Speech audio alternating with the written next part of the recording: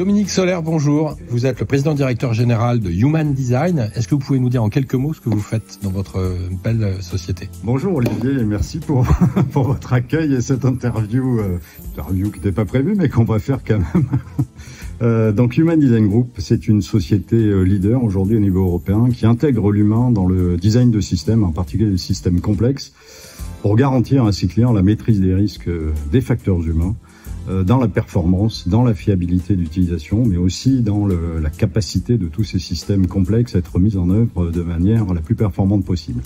Un exemple concret qui parlera à tout le monde, peut-être dans l'aviation?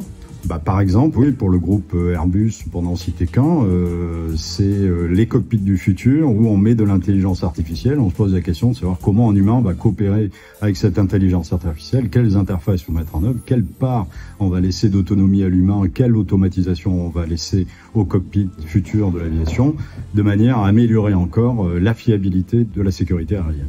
Alors ok, le cockpit, ça ne doit pas parler à tout le monde. Dans les voitures du futur, vous avez aussi une expérience? Également dans les voitures, pour le groupe Stellantis, pour pas le nommer.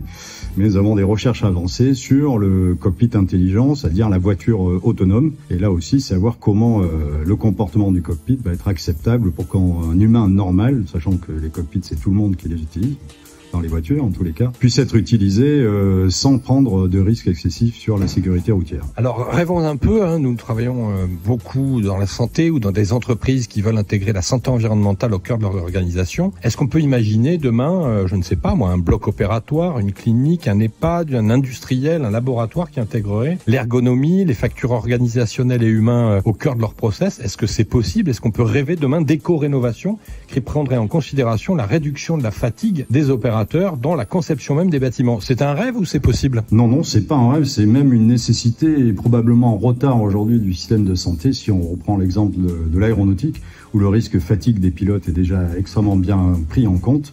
Je pense tout à fait que les facteurs humains devraient être mis en œuvre dans tous ces projets d'adaptation des organisations et en particulier effectivement sous l'angle du risque fatigue qui joue à la fois sur l'attractivité du métier mais qui va jouer aussi sur la fiabilité des organisations dans le système de santé en particulier. Clarisse, c'était pas prévu non plus, mais Clarisse, tu es notre experte en éco-rénovation. Est-ce que ça t'inspire d'intégrer cette notion d'ergonomie dans les bâtiments de demain? Oui, tout à fait. Effectivement, il y a tout ce côté environnement qu'on voit de plus en plus, même par rapport à l'énergétique dans les bâtiments.